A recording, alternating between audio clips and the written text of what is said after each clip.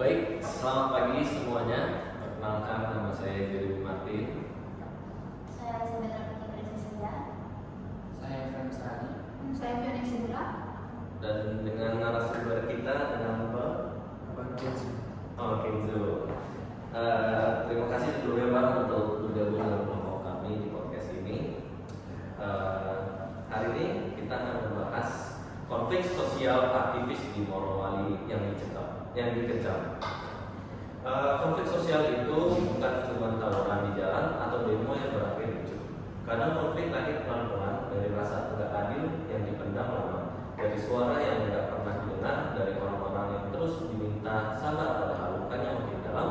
Konflik sering kelihatan meledak tiba-tiba, padahal sebenarnya dia cuma puncak dari masalahnya yang udah lama dibiarin atau udah lama dibiarkan. Jadi pembahasan pertama kita kali ini adalah apa latar belakang konflik sosial yang melibatkan aktivis di Morowali? Oke. Kalau membaca judulnya konflik sosial aktivis di Morowali, itu kita harus identik aktor siapa saja yang terlibat di sana. Tentunya aktivis, lalu aktivis di Morowali dan juga ada struktur kekuasaan yang lebih dominan. Nah, di sini kita anggap sebagai negara atau pemerintah.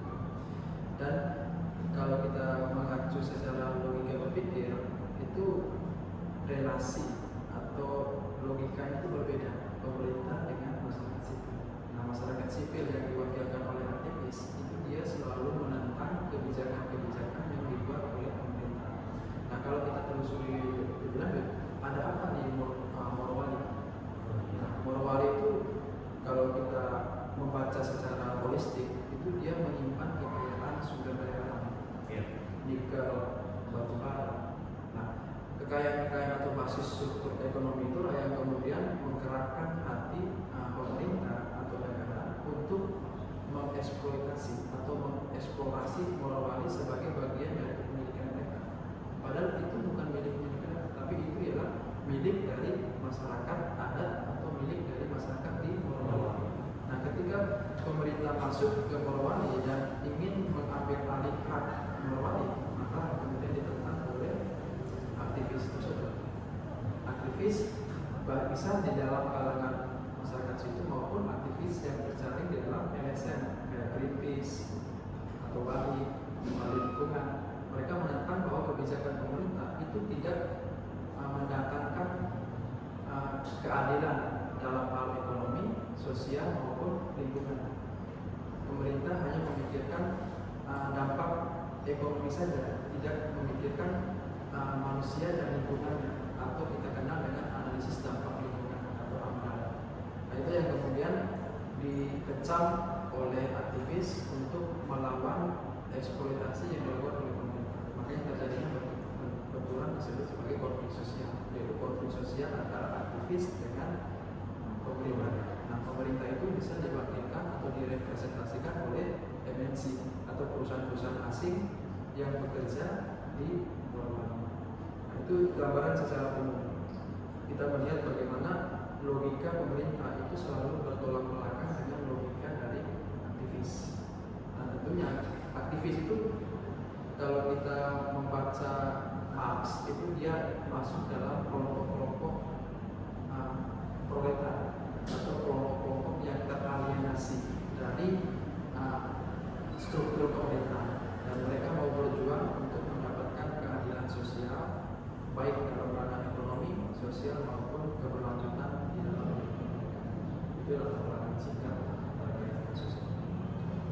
Berarti aktor yang terlibat dalam konflik itu berarti cuma aktivis sama pemerintah dan sama masyarakat di Morowali? Ya, sama perusahaan asing. Perusahaan asing juga. Ya. Mengapa aksi atau sikap aktivis di Morowali itu menuai kecaman dari berbagai pihak? Oke, biasanya pihak-pihak yang tidak atau pihak-pihak dalam tanda petik sensitif itu biasanya dirasakan oleh pemerintah atau perusahaan asing, karena aktivis itu masyarakat mewakili masyarakat Morowali itu mereka berusaha untuk terhindar dari struktur infrastruktur, struktur pembangunan atau investasi yang dilakukan oleh pemerintah. Jadi ketika suara aktivis itu mereka melakukan kecaman, dan kecaman atau kritikan ini tentunya untuk membongkar posisi pemerintah agar mereka tidak terlalu dominan memanfaatkan sumber daya alam Morowali. Jadi biasanya suara kolektif itu datang dari kepedulian bersama aktivis untuk mengecam pemerintah. Nah biasanya pihak-pihak yang tidak menyukai itu ya pemerintah, karena mereka yang kemudian menjadi motor utama terjadinya eksploitasi besar-besaran di Morowali. Dan menjadi penting ialah karena pemerintah itu memiliki kekuasaan, jadi mereka bertindak sewenang-wenang. Jadi mereka seolah-olah menyebarkan kebenaran feodalisme atau kebenaran oligarki untuk membujuk masyarakat atau aktivis tersebut bahwa pembangunan di daerah tersebut agar terciptanya inklusivitas pembangunan. Padahal di dalam praktik pembangunan yang dilakukan oleh pemerintah itu justru memenjara atau mensalahkan praktik di situ. Nah, itu yang kasus itu yang sering terjadi di Indonesia. Baik. Siap. Jadi kan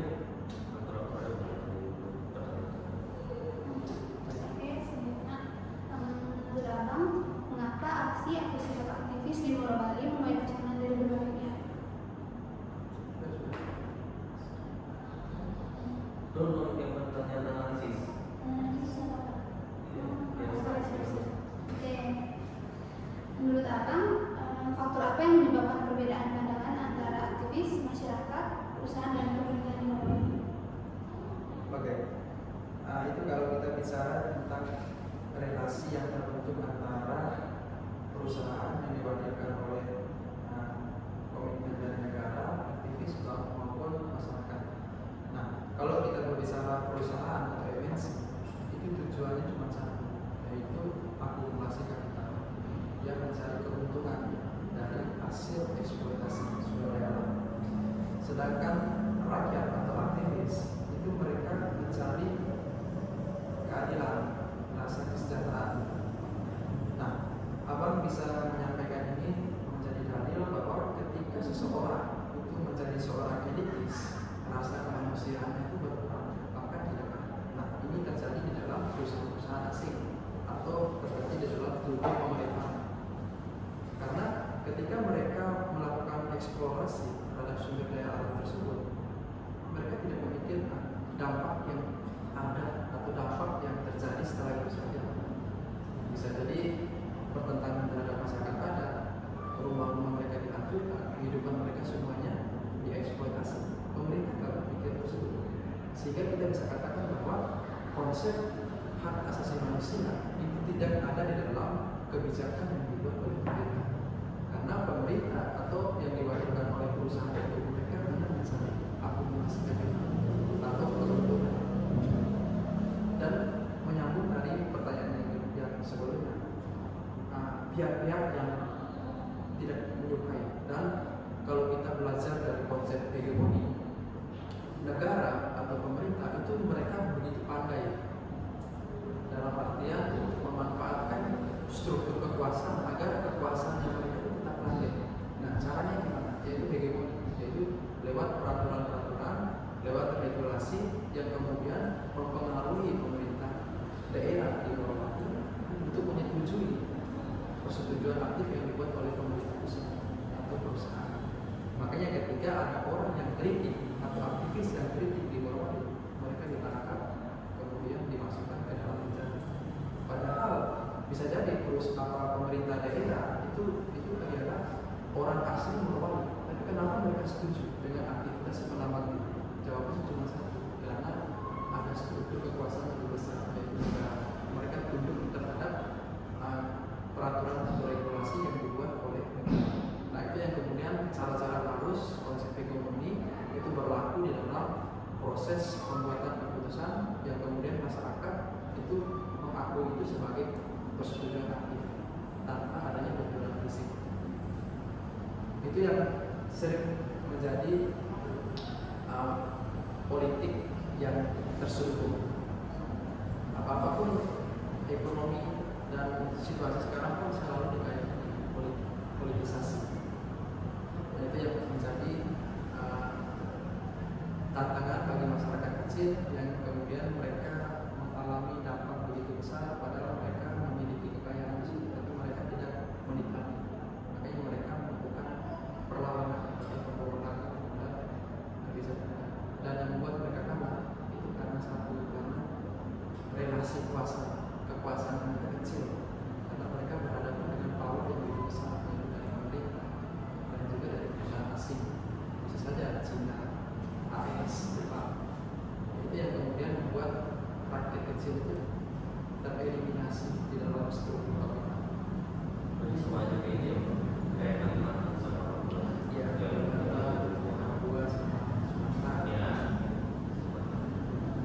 Jadi menurut abang pemerintah ini lebih mempedulikan ekonomi daripada masyarakatnya sendiri. Iya, karena kalau kita bicara relasi itu ada tiga, ekonomi, lingkungan, sama sosial manusia. Nah, ketiga lingkaran ini itu harus seimbang. Tetapi dalam praktiknya, perusahaan asing atau pemerintah itu hanya menimpa ekonomi saja, sehingga dampaknya itu terhadap lingkungan maupun manusia tidak stabil. Itu yang kemudian kita sayangkan. Padahal kita itu bagian dari warga negara di situ juga, tapi pemerintah tidak mengakui kita, market tanah kita tidak dihormati. Mereka hanya pentingkan akumulasi kapital atau keuntungan. Itu yang menjadi masalah. Oke, selanjutnya, bagaimana peran industri pertambangan dan investasi besar dalam memicu konflik sosial menurut? Nah, itu justru itu yang industri atau perusahaan asing itu mereka itu justru mengakibatkan terjadinya keretakan di dalam tubuh masyarakat sipil atau aktivis. Karena industri itu ujung-ujungnya lari kepada negara, ujung-ujungnya lari kepada perusahaan asing. Ya, kemudian mereka dikontrol. Nah, boleh saja industri itu masuk, kecuali adanya transparansi. Misalnya rakyat mendapatkan keuntungan apa. Tetapi sejauh ini namanya industri atau praktik kapitalis itu kesannya sangat negatif. Karena mereka lebih menguntungkan hasil kekayaan itu untuk sekelompok elit. Makanya kita kenal oligarki. Jadi tidak dirasakan oleh masyarakat di situ. Oke, abang sering bilang, walaupun kita sebelum lahir di dalam dunia, kita dalam kandungan seorang ibu, itu kan kita tidur di atas kain. Ketika kita tumbuh besar, kita nggak menikmati kekayaan kita hari ini. Karena apa? Karena kekayaan kita dikontrol oleh negara, dikontrol oleh industri, dikontrol oleh perusahaan. Bahkan yang kerja di industri pun itu bukan dari kita, tetapi tenaga kerja asing. Dan ini kesalahan negara, karena negara tidak mampu melihat geopolitik kita secara total. Mereka hanya mengikuti kepentingan luar negeri, investasi besar-besaran, sehingga menghilangkan harkat dan martabat bangsa. Nah, kalau kamu membaca lebih lanjut, pada Soekarno itu dia mengatakan di tahun 1965 itu pada bulan Mei itu dia mengatakan bangsa ini akan menjadi kuat apabila pemimpin bangsa itu menguasai geopolitik. Di era sekarang Jokowi sampai ke Prabowo bisa dikatakan mereka tidak memahami konsep geopolitik. Makanya ketika kita mengulas kebijakan luar negeri Indonesia atau diplomasi dan lain-lain, itu kebijakan luar negeri Indonesia itu lebih terlihat outside-nya, lebih menguntungkan dari luar masuk dalam investasi besar-besaran, kereta cepat, lalu pembangunan pelabuhan ilegal di Morowali semuanya dieksploitasi. Karena pemerintah terlalu fokus kepada kebutuhan luar negeri ketimbang kebutuhan domestik dalam negeri. Rakyat tidak butuh infrastruktur, rakyat butuh bagaimana pendidikan gratis, kesejahteraan, jaminan kesehatan dan lain-lain. Tapi pemerintah tidak pedulikan itu. Mereka hanya pentingkan investasi agar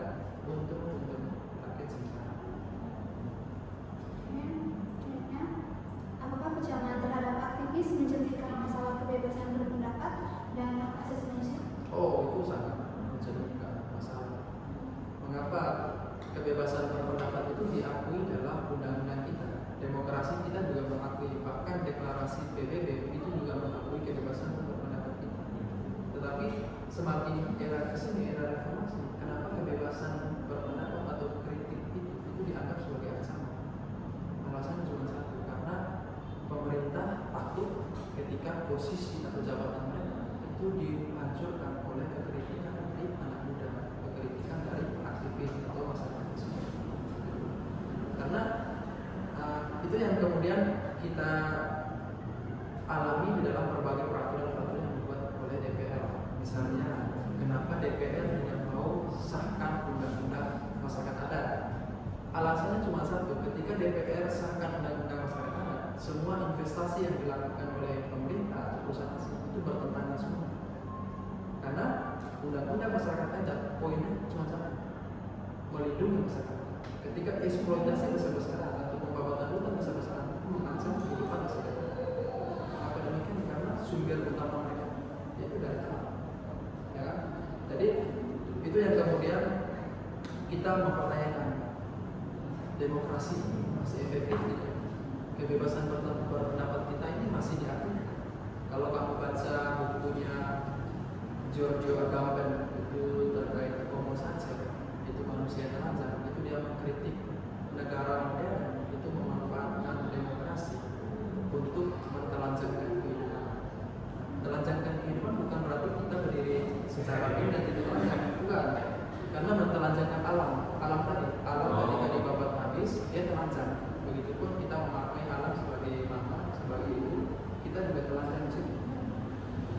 Jadi efisiensi demokrasi atau efektivitas demokrasi itu nilai-nilainya sudah benar. Pancasila itu hanya sebagai formalitas saja.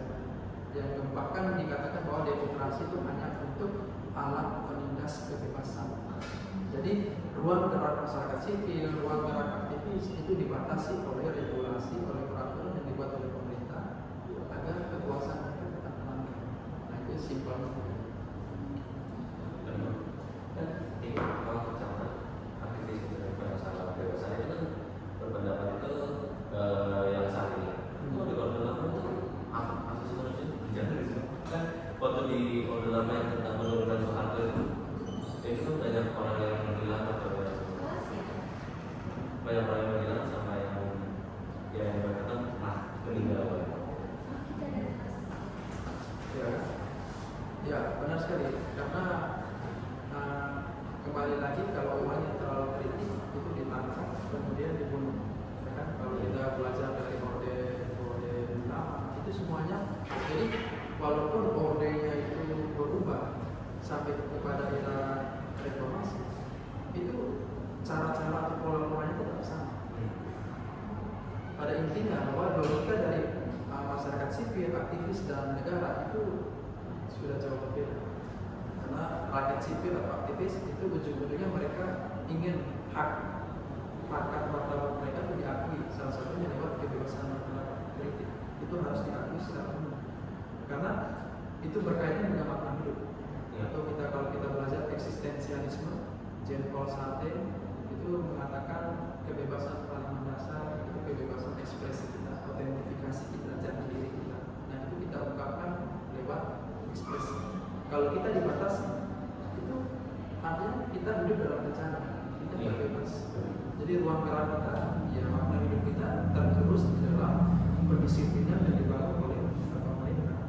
Nah itu yang kemudian kita terus melakukan demonstrasi. Sekarang di Jakarta banyak orang-orang timur, Papua, NTT, Maluku terus melakukan demonstrasi yang kita kenal dengan aksi kamisan, karena mereka mau menentang kebijakan pemerintah yang tidak sesuai dengan legitimasi.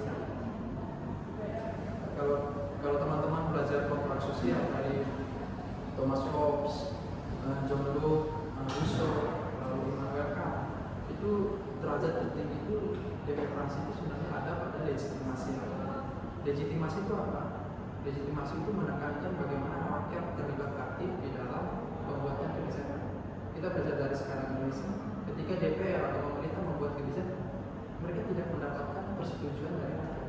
Mereka mencetuskan kebijakan itu yang kemudian disebarkan dan rakyat mengakui. Padahal itu bukan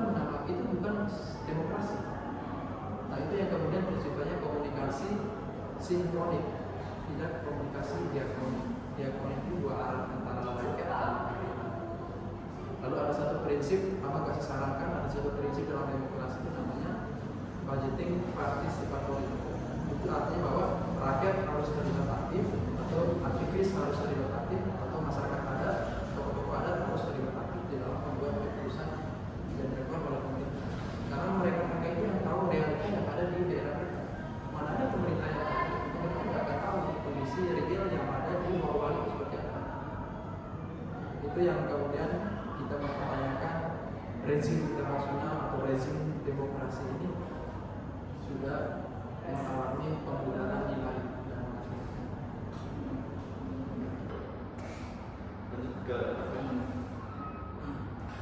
kalau kita lihat konflik di Morowali, bagaimana sebenarnya relasi kuasa antara negara, korporasi tambang dan masyarakat sipil tercermin di sana? Oke. Kalau relasi kuasa itu sangat hierarkis, bukan hierarkis tapi dalam konteks oposisi pilihannya itu sangat kentara relasi kuasa. Dan tentunya kita bisa membaca secara ideal masyarakat atau aktivis itu relasi kuasanya kecil ketimbang dari negara maupun korporasi atau perusahaan besar.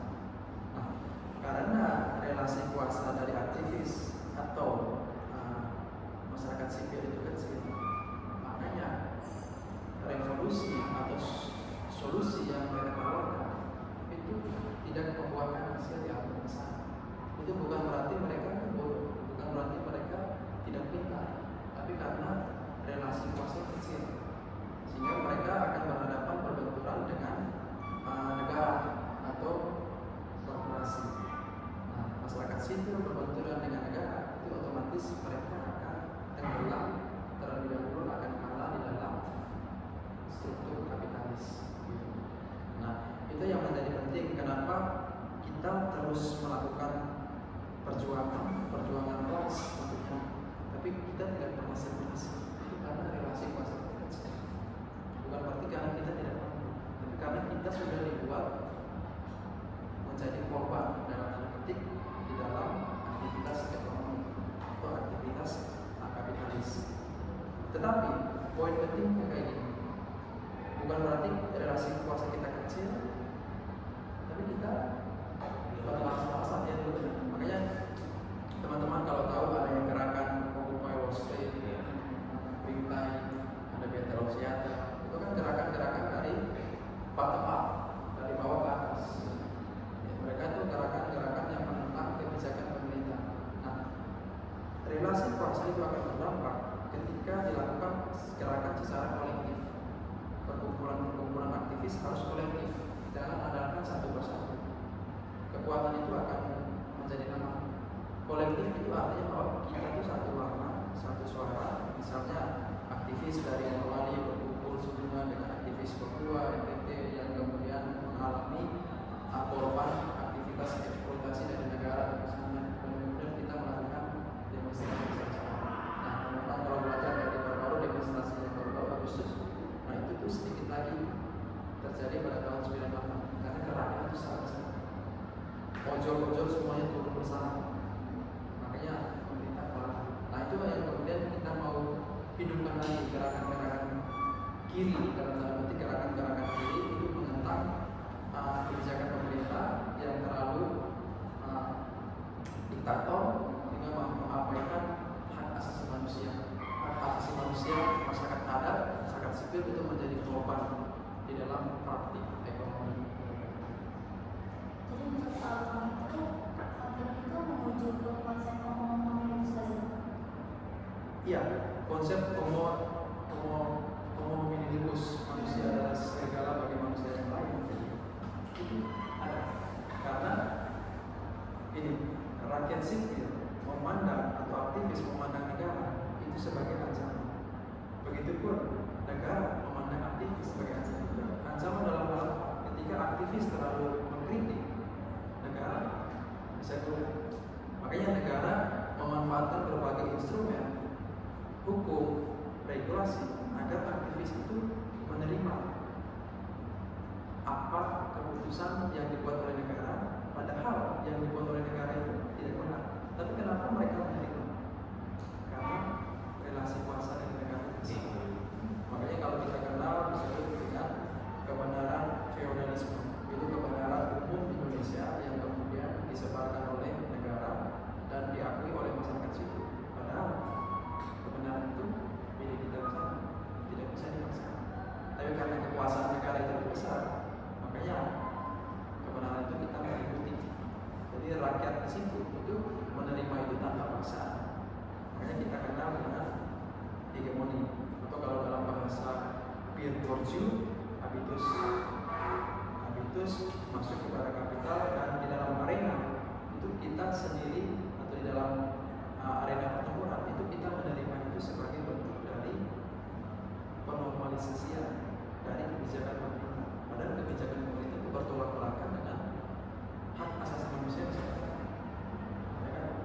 Jadi itu relevan dengan berbagai teori. Ya, kalau kita belajar, kalau teman-teman belajar teori varian dari marxisme, itu namanya instrumentalis. Itu dia memandang negara itu sebagai alat kapitalnya bourgeois. Jadi negara itu hanya dimanfaatkan untuk kekayaan dari bourgeois atau pemuda.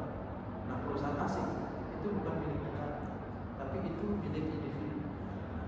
Makanya negara kemudian menyetujui aktivitas yang dilakukan oleh perusahaan asing karena negara juga mendapat keuntungan.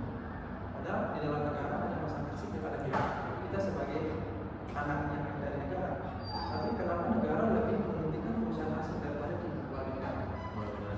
Iya, karena itu tadi, karena logika negara sama logika MNC itu mirip, akumulasi kapital. Sedangkan logika dari masyarakat sipil atau aktivis untuk kesejahteraan negara. Makanya tadi Ahmad kasih dalil kalau orang itu sudah menjadi elit politik atau elit kapitalis, bahkan rasa kemanusiaan itu gak ada dalam dirinya. Makanya kita bisa lihat kebijakan-kebijakan pemerintah sekarang, kebijakan mereka itu tidak adanya konsep HAM di situ. Kalau ada konsep HAM, semua aktivitas yang dilakukan oleh pemerintah itu bertolak belakang. Itu yang kita sayangkan. Kalau misalnya undang-undang dasar 1945 itu emang jadi konstitusi dulu Indonesia, apakah itu masih relevan? Ya, justru negara itu pandai memanfaatkan berbagai institusi atau undang-undang. Jadi mereka memanfaatkan hukum, undang-undang itu untuk melegalkan aktivitas yang mereka lakukan. Karena mereka bersekongkol semua dari DPR, bahkan DPR mensahkan undang-undang pun kita banyak demonstrasi. Padahal undang-undang itu tidak ada hukum. Ya, kita nggak butuh undang-undang itu. Perintah undang-undang itu cuma dua. Perintah undang-undang dasar 1945 itu cuma dua. Cerdaskan kehidupan bangsa, pelihara fakir miskin.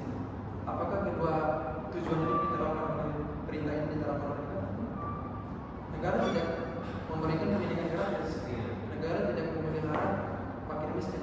Justru kebijakan pemerintah kayak pembabatan hutan itu justru memperburuk kemiskinan. Makanya kita kenal disebut dengan kemiskinan struktural. Nah, ada struktur kekuasaan, struktur kapitalis yang bermain di situ.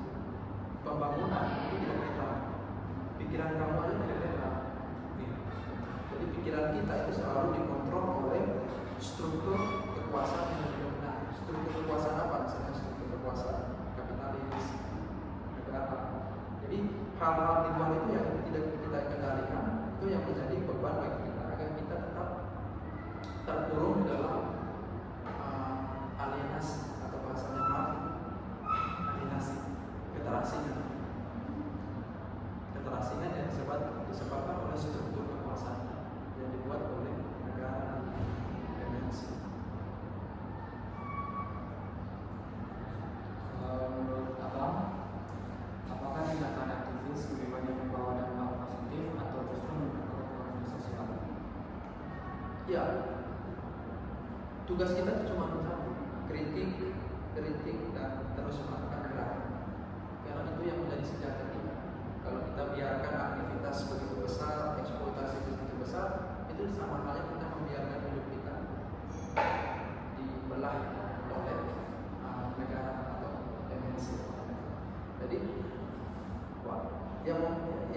seperti yang kita katakan di awal, itu terus saja walaupun kritik kita tidak membuahkan hasil, tidak berjalan dengan lancar, tapi terus saja kita mengkritik karena itu bagian dari ungkapan perasaan kita, ketidaksukaan kita terhadap kebijakan pemerintah.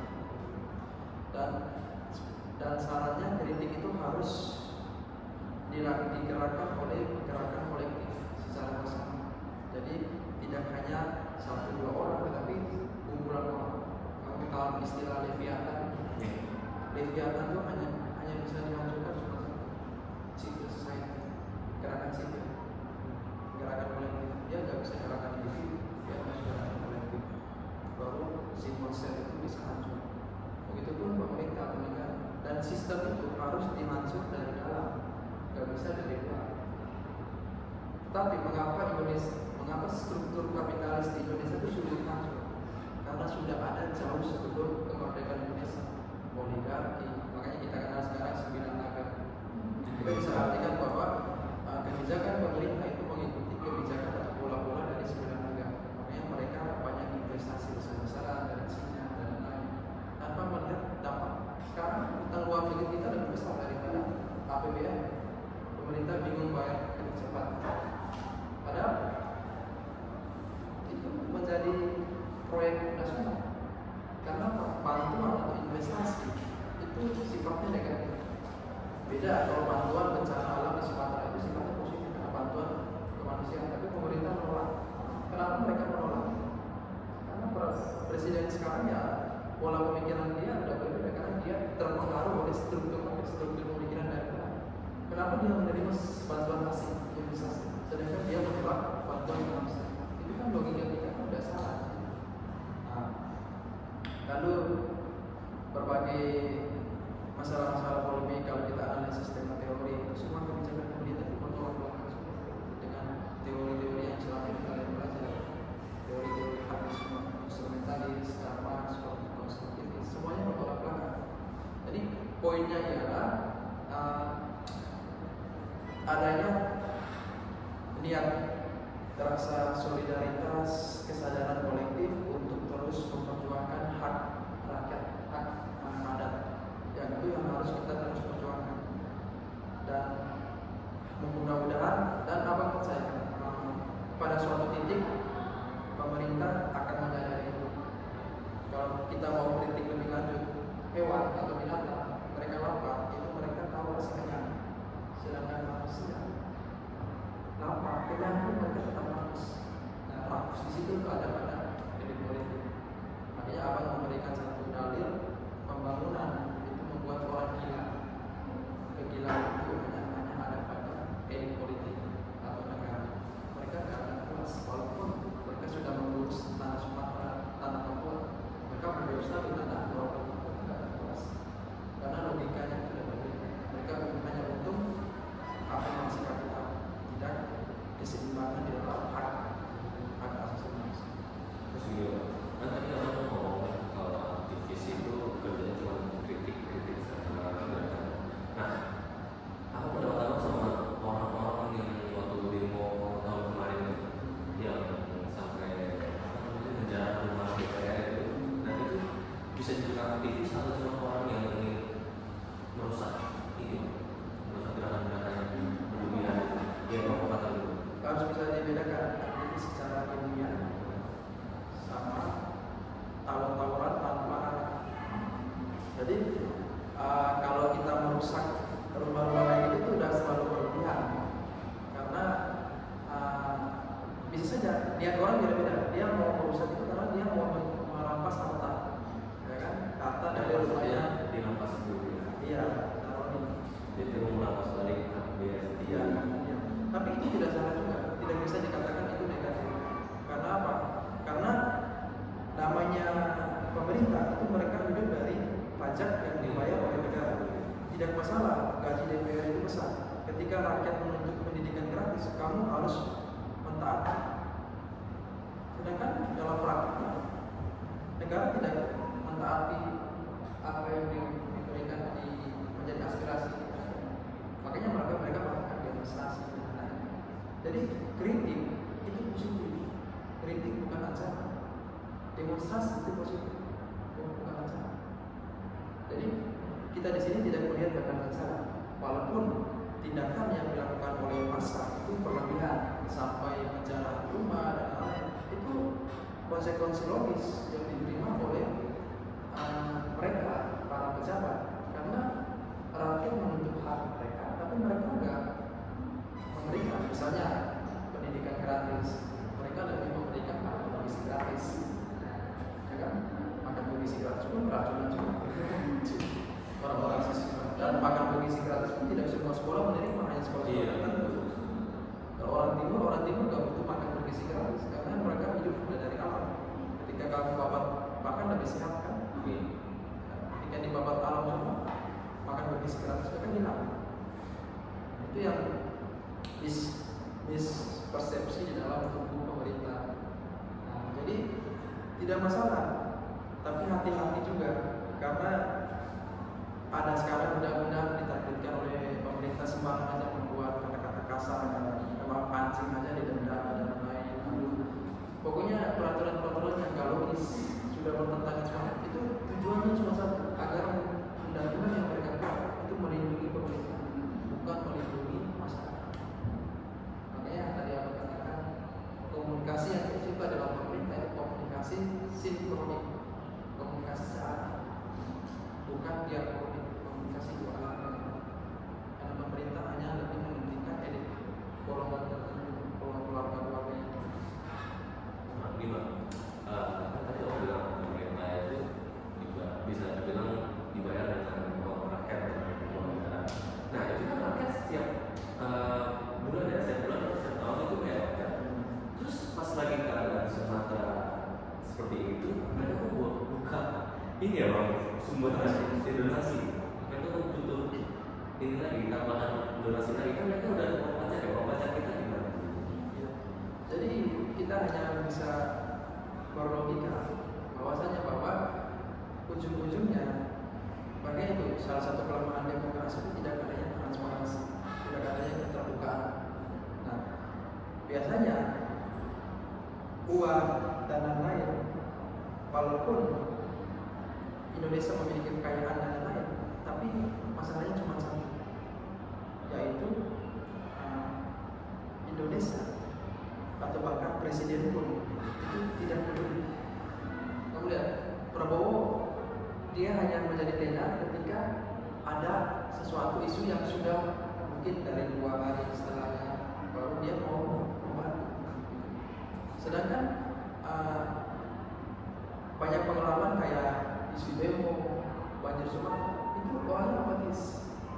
Walaupun dalam konteks ini dia misalnya membentuk badan percepatan untuk pemulihan dan lain-lain, tapi kita mempertanyakan kalau dia menjadi seorang presiden yang baik dan tulus hati, itu pasti dia akan memanfaatkan, mengorbankan fasilitas negara. Walaupun sekarang Menteri Keuangan memberikan dana sekian untuk pemulihan dan lain-lain, tapi sebenarnya itu yang bukan menjadi target kita.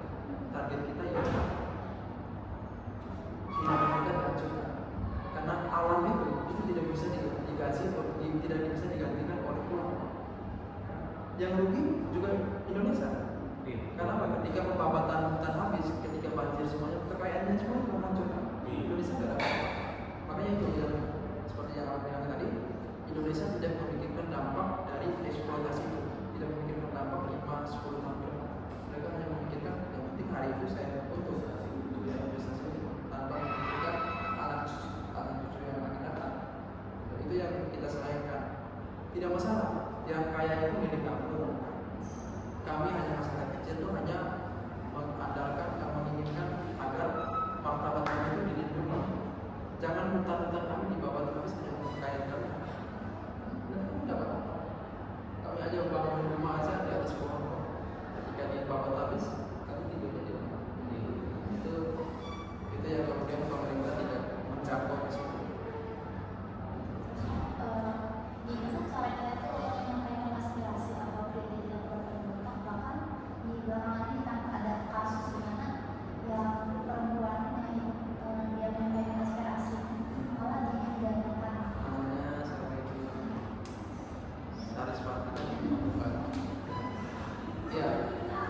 Jadi itu seperti yang abang singgung di awal, kritik dianggap sebagai ancaman, bahkan ketika kita mengkritik kita ditangkap masuk penjara.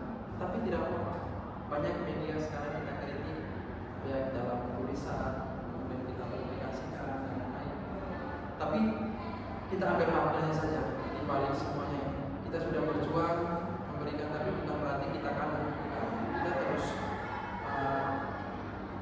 terus melakukan kritikan, walaupun kritikan kita itu ya ada ancaman dan kita menjadikan hal. Tapi kita tahu bahwa kalau misalnya apa bayangkan kalau Soekarno, Bung Hatta, Sultan Syarif mereka masih hidup, mereka juga pasti akan sedih dengan melihat kebijakan yang dibuat oleh pemerintah sekarang. Jadi itulah yang kemudian tidak disalahkan juga kenapa anak muda sekarang pengen kerja di luar negeri. Karena bukan berarti mereka tidak mencintai Indonesia, karena mereka benci terhadap kebijakan. Kita gelar sarjana pun belum tentu kita dapat kebijakan. Karena kalau bahasanya Karl Marx, kemiskinan itu diciptakan. Jadi setelah kamu lulus ada antrian 100 sekian, kamu mengantri. Itu bukan berarti kamu bodoh. Kamu dibuat stres dengan pekerjaan. Jadi kamu dibuat untuk kamu tidak mendapat pekerjaan. Padahal kamu gelarnya panjang. Jadi kamu tidak diakui. Kalau kita belajar dari Prancis, Jerman, itu anak seumur SD, SMP itu sudah berani berdebat dengan MPR. Sedangkan di Indonesia,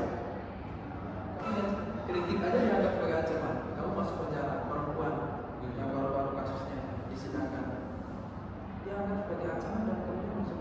Itu negara yang kayak gitu. Jadi abang bisa berikan satu dalil lagi, kejahatan yang dibuat oleh rakyat itu dianggap kejahatan mata, sedangkan kejahatan yang dibuat oleh negara itu dianggap sebagai kemuliaan, sebagai kebenaran.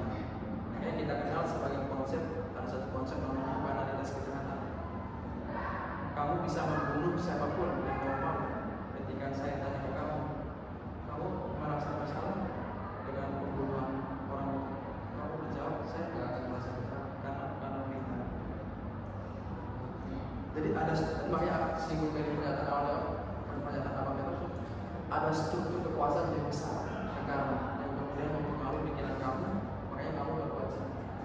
Bukan berarti kamu terlahir dari orang jahat, bukan, tapi karena kamu mengikuti struktur tekanan politik yang membuat kamu melakukan kejahatan.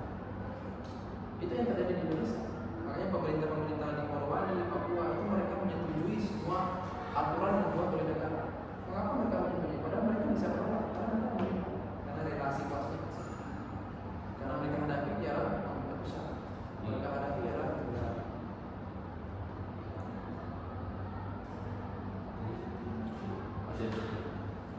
Kalau kita lihat dari bintang media, bagaimana trend terhadap aktivis dalam konflik Morowali dan apa dampaknya terhadap opini publik? Jadi ujung-ujungnya kita hidup di era globalisasi. Jadi apapun situasi yang kita lakukan hari ini di desa ini akan terlihat juga di luar negeri. Makanya agenda setting. Jadi kontradiksi atau konflik sosial aktivis dengan pemerintah itu secara tidak langsung itu juga mencemarkan nama Indonesia. Waktu itu juga di Sumatera yang presiden juga nggak usah tapi dari peran negara sendiri dibuat Jadi framing media itu pasti akan ada, karena informasi-informasi itulah yang kemudian mencerminkan identitas bangsa. Jadi bisa dibilang martabat bangsa ini sudah mengalami kemudaran nilai makna. Mengapa? Karena dibuat oleh kebijakan pemerintah yang bertolak belakang, dan juga mereka tidak memandang harkat dan martabat warga negaranya sendiri.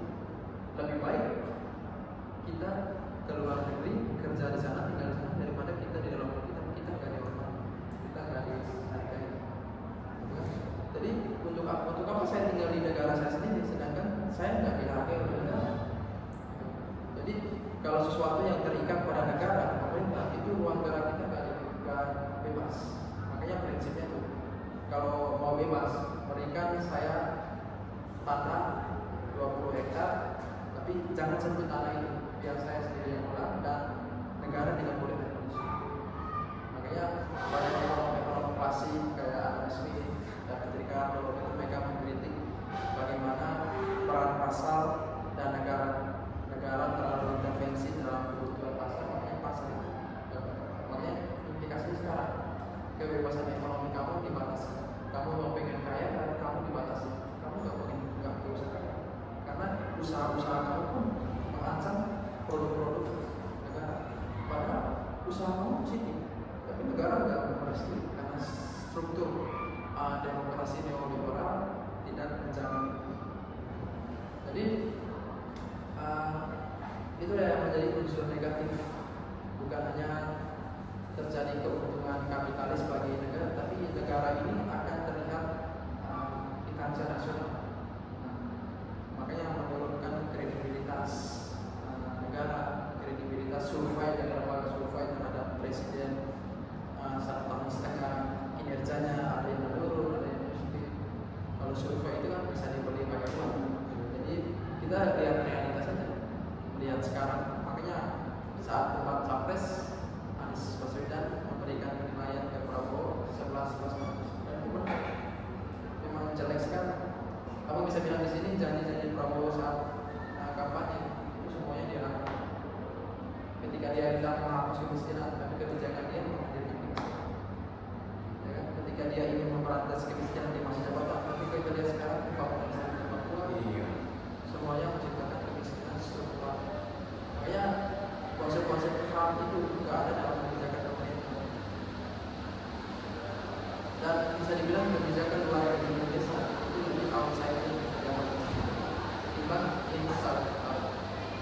Artinya bahwa kebijakan luar negeri Indonesia lebih fokus kepada kebutuhan dari luar ke dalam ketimbang melihat geopolitik bangsa dan kemudian mencari kebutuhan dasar. Karena rakyat nggak butuh investasi, rakyat butuh ya biar akselerasi kita, persaingan kita dengan negara asing dan fokus. Terus bisa dilihat terus itu sekarang pemerintah tuh rakus buat sama tanah doang, bukan sama negara. Waktu kita izin beberapa tempat yang saat Indonesia ingin mengikuti Piala Dunia sepak bola, nah itu sebenarnya kalau menurut saya itu salah pemerintah. Mereka mencap STY karena STY menolak kebijakan dari Arab untuk Indonesia main terus-terusan tidak tanpa istirahat. Jadi biar Indonesia tidak ikut ke Piala Dunia dengan biaya segini-segini. Jadi si STY itu menolak, tapi si STY kalau menolak dan dipecat oleh pemerintah Indonesia karena Indonesia ingin mengambil uang tersebut dari Arab tersebut. Nah itu sakit hati saya kenapa nggak sampai seperti itu, merelakan negara sendiri untuk tidak ikut Piala Dunia gitu. Intinya tuh lari kepada dramatisasi subjek. Ini bahasanya agak tinggi. Dramatisasi subjek itu pemerintah atau elit itu mereka sedang berdrama, mereka sedang memoles situasi yang kemudian dianggap benar padahal itu salah kebijakan. Ketika mereka melarang itu bukan berarti bahwa kebijakan itu salah, padahal kebijakan itu benar, tapi mereka melarang karena mereka mau berdrama di situ, mereka mau memanipulasi. Makanya hal itu terjadi di dalam masyarakat Papua, Morowali. Awal bisa katakan bahwa masyarakat Morowali itu hidup dalam lingkaran perbudakan pengetahuan yang dibangun oleh wacana barat, yaitu wacana ala Jawa, ya kan? Karena mereka memanfaatkan berbagai pengetahuan, kekuasaan untuk menguasai lahan tanah adat milik masyarakat Morowali atau masyarakat Timur, ya kan? Jadi abang melihat adanya dramatisasi dari elit politik yang kemudian menjanjikan pembangunan itu sebagai hal yang positif, tetapi dalam praktik realitanya itu menghancurkan kehidupan. Sedangkan mengapa rakyat itu menganggap itu sebagai hal positif? Karena konsep geopolitik tadi. Karena rakyat termakan oleh wacana yang dibangun oleh pemerintah, sehingga apapun yang dibuat oleh pemerintah itu disetujui. Tapi di sini kita belajar bahwa bantuan atau investasi itu sifatnya negatif. Jadi ketika teman-teman sudah belajar teori nanti dari semester sekarang sampai semester 4, perdalam teori secara baik, biar analisisnya itu secara kritis. Kita tidak melihat pembangunan itu bukan netral. Pembangunan itu tidak netral. Dia selalu dikerahkan oleh kekuasaan. Pasti ada maksud tertentu. Kenapa negara ingin menguasai Papua? Alasannya sederhana kayak gini, Pak. Kasih contoh Papua. Kenapa Papua merdeka negara tidak mau? Kebayangkan? Kamu sempat berpikir kenapa Papua merdeka tidak mau? Iya. Kalau merdeka itu kan sudah berdaulat sendiri. Negara Indonesia tidak mau karena mereka takut kehilangan sumber daya alam. Bisa dibilang bahwa istana yang megah kekayaannya tapi semuanya kekayaan dari Papua. Bahkan rumah para pejabat, bahkan rumah Sarmoni mungkin kekayaan dari Papua. Ya kan? Jadi awak bisa katakan bahwa mereka boleh hadir di Jakarta, tapi pikiran mereka itu ada di timur karena harta kekayaan. Jadi analisisnya sudah ada aja, karena mereka gak mau kehilangan harta mereka. Tapi ujung-ujungnya Indonesia nggak dapat apa-apa karena ada di Papua, di Morowali itu ratusan perusahaan asing yang sama-sama berperang di sana. Negara nggak bisa apa-apa. Prabowo walaupun dia sebagai presiden, negara juga punya kebebasan, negara juga punya batas kebebasan walaupun dia punya kebebasan. Mengapa Indonesia dalam politik luar negerinya bebas aktif? Konsep tanda petik bebas aktif itu Indonesia nggak bebas. Kenapa dia nggak bebas? Karena ada struktur negara yang lebih besar. AS, ada Cina, ada Jepang. Ini ruang gerak Indonesia yang bebas.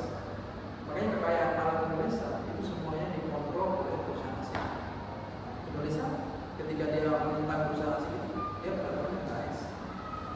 Kalau Donald Trump jatuhkan bom atom di Indonesia, jadi negara mengikuti aja. Makanya kalau kita belajar logika the state, logika negara versus logika dimensi, memang kalau di dalam realis kalian mengakui bahwa anarki, homo, monopolis force, central authority tidak ada kekuasaan tertinggi selain pada negara. Tapi di era globalisasi, negara itu bisa tunduk terhadap dimensi. Makanya kita kenal teori namanya dependensi teori namanya interdependensi teori, saling ketergantungan. Mengapa pola atau startup itu kok mudah sekali masuk ke Indonesia? Bayangkan, sedangkan produk yang tadi aku singgung, produk kamu yang ingin pengen kaya, warisan apa, negara nggak perlu, bahkan pedulikan produk kamu, bahkan rasanya kamu, rasa lidahnya kamu itu dikontrol. Yang awalnya nasi kamu anggap sebagai makanan pokok, tapi sekarang ketika disajikan tambahan bersama nasi, kamu lebih pilih hamburger. Pernah kebayang nggak? Lalu ketika kamu selesai makan, kamu minumnya pahit. Jadi rasanya itu dikontrol. Nah itu cara kerja dari kapitalis yang sudah masuk di dalam tubuh negara. Ya ingat, kekayaan di dunia itu bukan milik negara, tapi milik satu orang. Jadi level negara pun dia tunduk kepada MNC. MNC itu bukan milik negara, MNC itu milik negara. Beda kalau kita belajar merkantilisme, kalau VOC, kalau belajar penjagaan Belanda, VOC itu dikendalikan oleh negara Belanda. Jadi aktivitas perdagangan dikontrol oleh negara. Tapi kalau kita belajar dari Cina memang MNC-nya Cina itu dikontrol oleh negara. Beda sama MNC-nya Amerika Serikat. Ada pemisahan Amerika Serikat dan MNC. Kalau Cina, MNC semuanya terpusat pada negara. Itu beda. Tapi logikanya cuma satu, akumulasi kapital. Untuk tidak mungkin kan perusahaan bekerja sama dengan Indonesia, dia ketika Cina memberikan kredit cepat, dia nggak kasih gratis. Secara teori, kredit cepat itu pengembalian modal itu butuh 180 tahun. Sedangkan kredit cepat baru beroperasi di Indonesia 3 tahun. Tapi pemerintah sudah bingung apa yang sudah kredit cepat. Makanya Indonesia sedang masuk ke dalam debt trap. Debt trap itu apa? Coba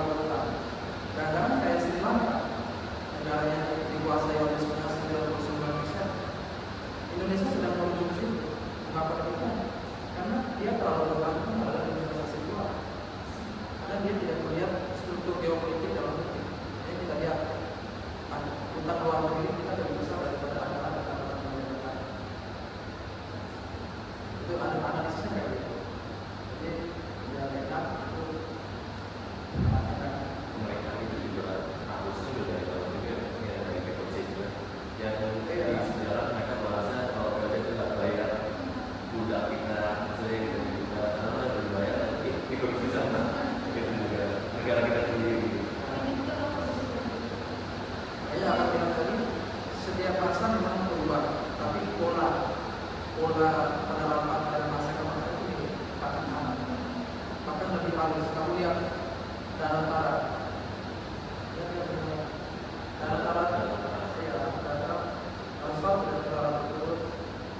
semacam bank di Asia Tenggara, pusat di Indonesia, itu pola-polanya sudah dari semua, tapi cara pengelolaannya beda. Tapi mirip, mereka menggunakan praktik kolonialisme, praktik merkantilisme. Itu ada dalam kebijakan Indonesia sekarang. Makanya saran apa? Setelah lulus cari kerja dan buat kerja. jangan Indonesia. Jangan di Indonesia. Tapi aku setuju gak sih Bang sama yang pemilihan presiden sekarang itu orang-orang bilang kembali dinasti karena teknologi itu. Ya, jadi sebenarnya gini kan, abang sedang mengajak kalian tidak melihat pendapat sama. Kalian berada pada posisi postmodern, tapi tidak masalah juga. Entah dia anak presiden apa, yang menjadi masalah ketika kebijakan yang ada itu tidak sesuai dengan aspirasi kamu. Mau kamu tentang presiden apapun dari manapun tidak masalah. Intinya kamu menjamin peringkat konstitusi ini berdasarkan kehidupan bangsa, perinalan, ini dua itu aja. Kalau kamu peduli, itu kamu presidennya. Apa? Jadi, tapi dalam kenyataan Gibran juga bahkan kamu bilang pedagang kaki lima lebih pintar daripada kita. Kamu potong video dikirim juga. Serius, orang-orang yang duduk di parlemen itu orang-orang bagus. Kalau itu mereka dari gelar paling itu tiga menteri HAM, tiga menteri kehutanan, raja dulu, semuanya itu. Jadi orang-orang yang makanya tadi bilang gelarnya itu hanya sebagai tanda saja rasa manusia. Yang dari cara-cara itu, malah cara-caranya juga terlalu menonjol. Jadi kamu bisa analisis sendiri apa kemampuan mereka, karena mereka ketika melakukan pemilihan mereka hanya fokus kepada elektabilitas, tidak dilihat dari etikabilitas, tidak dilihat dari intelektualitas, tapi mereka langsung ke elektabilitas.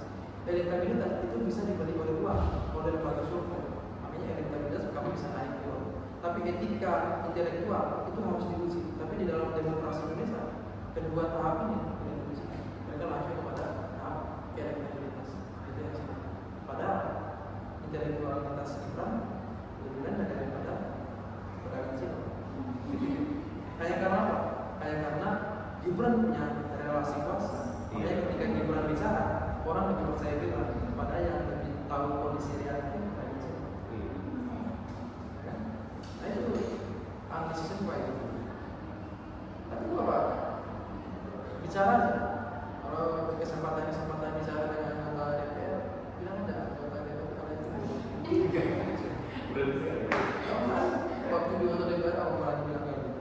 Sampai orang itu nggak mau berkata-kata lagi, buru-buru kayak gitu, kena mental. Ya itu hak kita.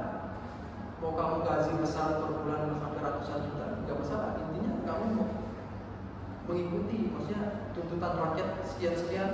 Gini, kalau orang mengakui dia itu Pancasilais. Kalau orang mengakui dia demokratis, atau Prabowo mengakui dia saya ini Pancasilais, dia tidak mungkin naikin pajak BPJS. Dia nggak mungkin naikin pajak kebutuhan pokok, beras, bawang. Sedangkan Indonesia dia naik semua. Dia menyesalahkan rakyat.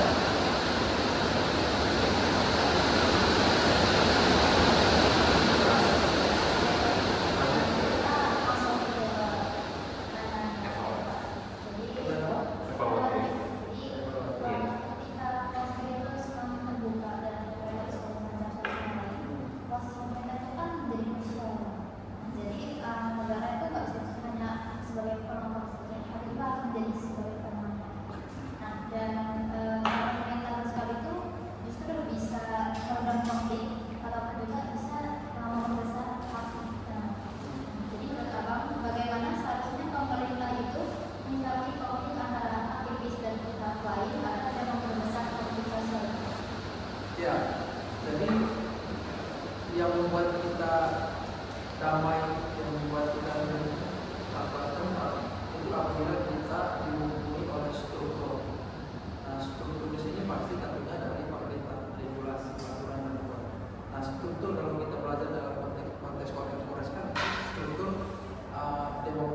lebih moral. Artinya bahwa pemerintah menjamin secara 100% mutlak kebebasan kita ketika kita berekonomi, kebebasan kita untuk berekspresi itu harus dijamin, jangan dianggap sebagai ancaman. Karena itulah menjadi modal dasar kita, eksistensi kita berada. Jadi ketika kebebasan kita sudah dibatasi, ya sudah, makna hidup kita ya kita mengikuti pola-pola yang dibuat oleh pemerintah. Tapi nyatanya sekarang pemerintah juga bersekongkol dengan perusahaan-perusahaan asing. Jadi pemerintah tidak pro terhadap rakyat. Nah, melalui video ini kita harap pemerintah setidaknya bisa menjamin hak, melindungi hak asasi manusia, lalu mengikuti perintah konstitusi tadi, pelihara kecerdasan kehidupan bangsa dan pelihara rakyat miskin. Dua hal itu sudah cukup, tanpa terlalu koar-koar mengikuti tuntutan SDGs, tuntutan SDGs, tuntutan global. Dan kemudian pemerintah mengabaikan identitas bangsa kita. Bahkan ketika ditanya Gibran nggak tahu geopolitik bangsa itu seperti apa, dia mungkin nggak akan tahu. Ya, kita ini bangsa agraris kan, jadi usahakan utamakan kelompok-kelompok yang teralienasi, orang-orang yang mengalami dampak dari aktivitas kebijakan politik yang dibuat oleh pemerintah. Karena pemerintah kan bergerak dari top down, atas ke bawah, sedangkan aktivis atau masyarakat sipil itu bottom dari bawah. Dan itu sudah terlalu. Dan kita mau mengharapkan pemerintah harus ada di tengah-tengah untuk melindungi hak asasi manusia. Pemerintah juga harus mendukung masyarakat adat untuk menolak aktivitas eksploitasi yang begitu besar-besaran dari perusahaan asing. Nah, itu yang kemudian kita harapkan, dan semoga itu menjadi kenyataan. Nah, ya kita bicara realitas sekarang ya ada pertolongan yang harapan. Iya, betul. Sama ini Pak, tadi ulang sebentar yang tentang perempuan di kantor analitik itu Rocky Gerung juga. Rocky Gerung itu bedanya dia mengkritik pemerintah juga, tapi lebih parah. ya, dia kritik karena punya landasan akademis dan Nggak landasan ada. akademis. Iya. Sebenarnya si perempuan ini namanya apa? Itu Titi Saraswati kalau itu sebenarnya tidak salah juga, karena setiap masyarakat atau kaum awam itu sangat setuju dengan apa yang dilakukan, karena aksinya dia itu merepresentasi banyak orang. Mungkin banyak orang nggak berani mengungkapkan apa yang dia lakukan. Oh, jadi karena pemerintahannya itu takut jabatannya langsung jadi Iya. Makanya kalau sama Bung Rocky itu memang 20-an kali dikejar polisi pun nggak kena-kena, karena dia itu analisis instingnya dia untuk memprediksi itu selalu benar. Makanya baru-baru dia bilang istilah radical brain. Makanya di bulan Agustus ternyata dia besar-besaran. Lalu David Defoe, filmnya Jokowi tentang dinasti, itu semuanya dia analisis apa. Jadi sebisanya kalau kita kasih kritik, jangan kasih kritik asal-asalan. Jadi kamu tahu posisinya kamu, saya kasih kritik, saya bisa bertanggung jawab. Maksudnya kritik akan bertahan kritik ketika dia diperangi oleh teori atau dalil yang tepat. Jangan kasih kritik asal-asalan. Ketika ditanya bertanggung jawab, kamu nggak tahu, jadi kamu ditangkap. Makanya HI itu penting banget. Jadi kalian harus bersyukur dia HI, karena kalau kamu belajar teori dari semester 1 sampai semester 4, kalau kamu memaknai teori yang mana, kamu bisa juga seperti itu. Punya dalil semua. Makanya kenapa awal berani pemerintah itu mereka tidak paham teori, pemerintah itu bodoh, karena kebijakan mereka semuanya bertentangan dengan teori-teori yang ada. Makanya itu yang menjadi tugas kalian. Jadi punya ajaran setelah lulus dari sini, saya lakukan setidaknya ada manfaat 1, 2. Itu yang menjadi pembeda.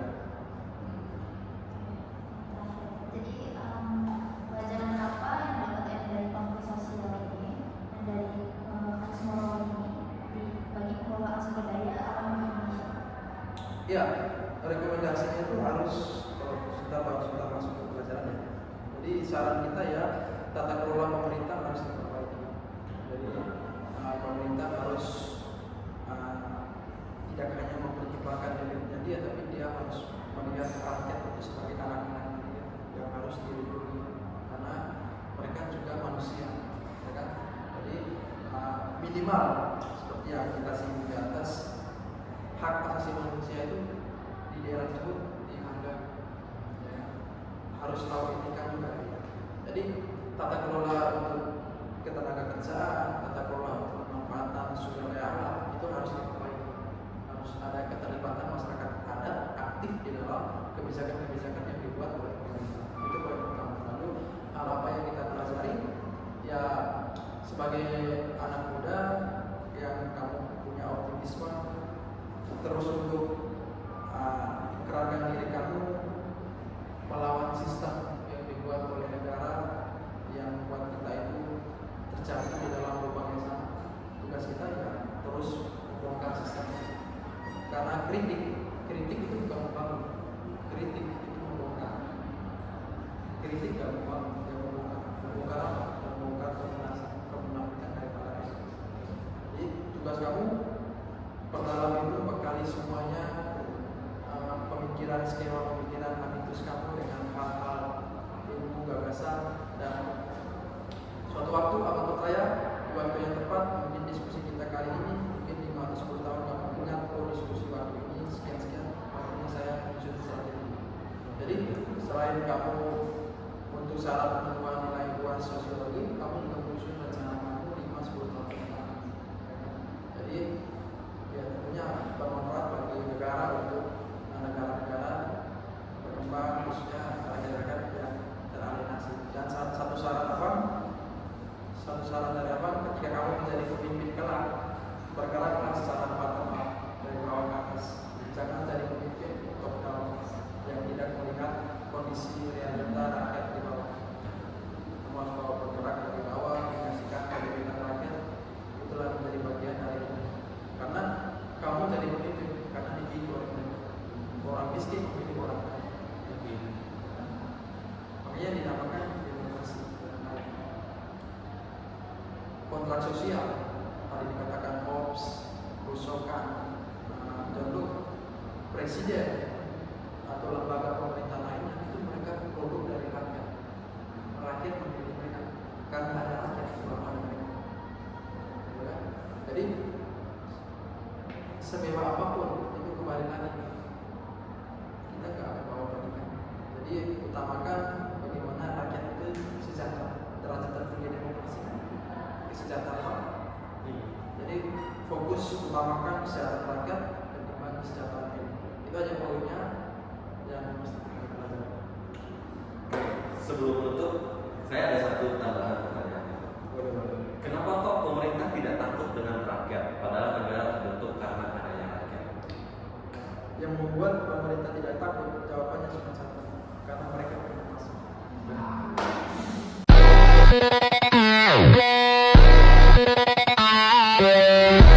Karena punya kuasa. Mereka punya masa. Oke. Walaupun rakyat yang memilih mereka, Iya. tapi ketika mereka sudah punya kuasa, mereka melakukan tindakan semena-mena. Bahkan membunuh pun pemerintah berani hanya karena kuasa. Tidak ada yang namanya politik di zaman sekarang tanpa mengorbankan nyawa. Politik selalu mengorbankan nyawa. Itulah yang terjadi di Indonesia. Oke. Baik. Berarti sekian podcast hari ini dari kelompok kami. Terima kasih sebelumnya Bang. Sama-sama. Bagi Bang Enzo. Maaf mengganggu waktunya Bang ya. Sukses selalu ya. Iya. Nanti kalau kawan-kawan